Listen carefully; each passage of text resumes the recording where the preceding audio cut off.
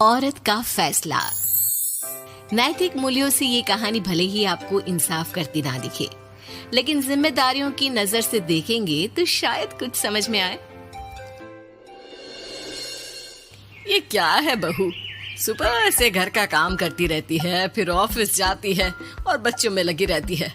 अरे ऑफिस क्यों नहीं छोड़ देती, या फिर घर के लिए कोई नौकरानी रख ले।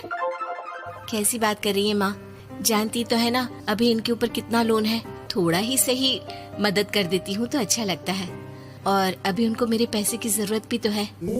सुधा चंदर को बचपन से प्यार करती थी। एक ही मोहल्ले में खेल कूद कर बड़े हुए दोनों।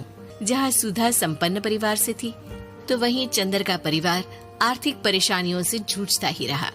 लेकिन सुधा की जिद के आगे किसी की नहीं चली। सुधा, कल ऑफिस जल्दी जाना है और 2 दिन के लिए गुजरात ऑफिस के काम से भी जाना होगा।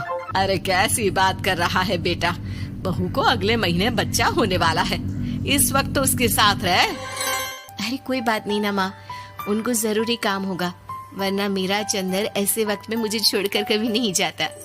चंदर सुबह घर से निकलता तो आधी रात को घर में घुसता, वो भी शराब के नशे में। चंदर की माँ उसे खूब समझाती। अरे माँ, देख रही हो ना कितना कर्जा है सर पर, काम करना पड़ता है। दिन रात काम नहीं करूँगा तो घर कैसे चलेगा। अरे लेकिन बहू को भी तो देख लिया कर, इस हालत में भी घर का बाहर का सारा काम करती है। चंदर तो जैसे माँ की बात सुनकर भी अनसुना कर देता है। ऑफिस के बाद चंदर का फोन माँ के पास आता है। माँ, वो ऑफिस के काम से आज रात के लिए पास के शहर के ऑफिस जाना पड़ रहा है, कल सुबह आ जाऊंगा। सुधा रात को कमरे में सो रही होती है कि उसके पेट में दर्द होता है। सुधा चंदर को वीडियो कॉल करती है। इनको फोन कर लो, शायद कुछ आराम मिले। लेकिन 10 बार फोन करने पर भी वो सुधा का फोन नहीं उठाता। ऑफिस के काम से गए हैं, हो सकता है बिजी हो। कितनी मेहनत कर रहे हैं हम लोगों के लिए। सुधा सो तो जाती है, लेकिन अकेले उसे कमरे में डर लगता है। अगले रोज चंदर घर आता है, जहाँ सुधा ऑफिस जाने के लिए तैयार हो रही थी। तुम आज भी ऑफिस जाओगे? कल रात भर तो ड्यूटी की है, थक जाओगे, छुट्टी ले लो ना। अरे नहीं, कैसी बात कर रही हो, ये तो पॉसिबल ही नहीं है। अच्छा रुको, मैं जल्दी से तुम्हारा खाना और नाश्ता बना देती हूँ। बेचारी सुधा ऑफिस जाना छोड़कर लग जाती है पति के लिए खाना बनाने, उसके कपड़े प्रेस करने और जरूरत का सामान मुहैया कराने के लिए। हो सके तो रात की ड्यूटी मत लिया करो ना, मुझे बहुत डर लगता है। अरे यार क्या है, तुम तो ऐसे बिहेव कर रही हो कि तुम ही अकेली हो जिसे बच्चा होने वाला है। इतने लोगों के पति जो काम के सिलसिले में बाहर होते हैं, उनका क्या?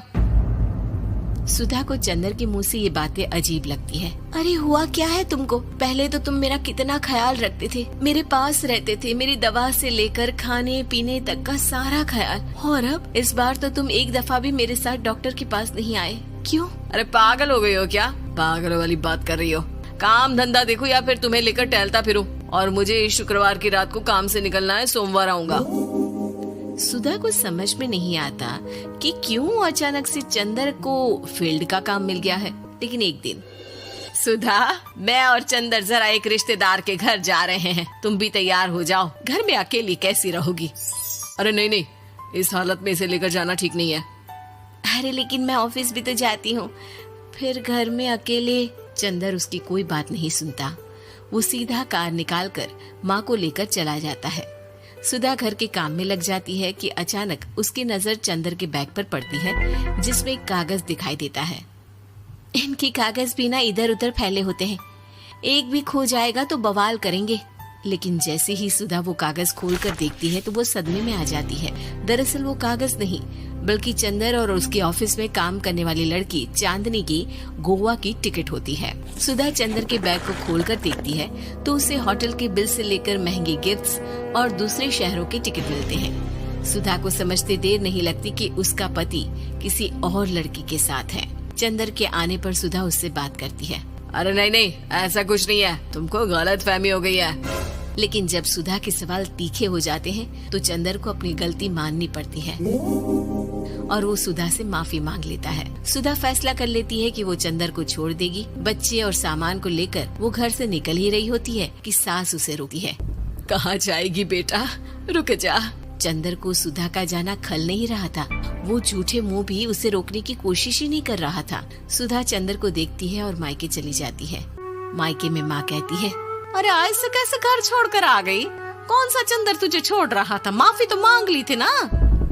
देखो बेटा, बेटी डोली में जाती है और अर्थी में ही निकलती है। पर पापा, मेरा आत्मसम्मान, उसका क्या? आपने मुझे पढ़ाया लिखाया है, इस लायक बनाया कि मैं खुद का खर्चा उठा सकूं, बेटी को पढ़ा सकूं, एक अच्छा जीवन पाऊं। अरे लेकिन पति की जरूरत तो होती है ना सुधा दीदी, और अगर आपको नहीं है तो इस बच्ची का सोचो जो अपने पिता से इस कदर जुड़ी है। आने वाले बच्चे की सोचो जिसके आने से पहले ही आपने पिता का प्यार से दूर करने की सोच ली। सुधा फोन देखती है लेकिन चंदर का कोई कॉल नहीं होता। वो समझ नहीं पाती कि अपने आत्मसम्मान के बारे में सोचे या बच्चों के बारे में। मम्मी, हम नाना नानी के घर से दादी और पापा के पास कब जाएंगे? नहीं जाएंगे बेटा, अब यहीं रहेंगे। नहीं मम्मी, मैं पापा के पास जाऊंगी, मुझे दादी के साथ रहना है। और मेरे साथ? हाँ, आपके साथ भी तो, सबके साथ माँ। देखो सुधा दीदी, आपके सर पर पिता का साया होना जरूरी होता है। अपने घमंड के लिए पिता और बेटी को अलग मत करो। सुधा अब सामान उठाकर अपने ससुराल जाने लगती है, लेकिन मन में सवाल रह जाता है कि जिसे दुनिया घमंड समझ रही है वो उसका आत्मसम्मान था। चंदन ने माफी जरूर मांग ली, लेकिन कभी ये एहसास नहीं दिलाया कि वो सिर्फ उसी का है।